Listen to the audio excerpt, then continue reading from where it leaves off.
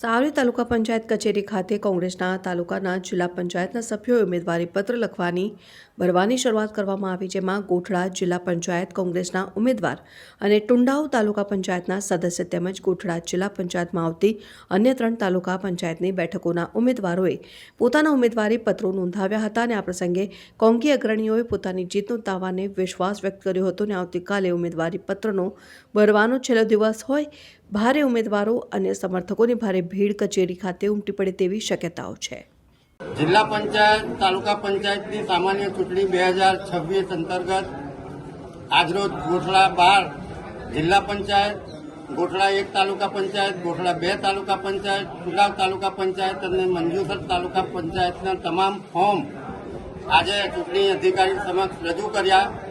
અને ફરી એકવાર સૌ કાર્યકરો જુસ્સાભેર કોંગ્રેસ ગોઠડા જિલ્લા પંચાયત ફરી કબજે કરશે એવા સંકલ્પ સાથે આજે ફોર્મ ભરી અને ચૂંટણી ઢંઢેરો અમે ચાલુ કરેલો છે। આપનું નામ? મહિયુદ્દીન સૈયદ, જિલ્લા કોંગ્રેસ સમિતિ માંગણી।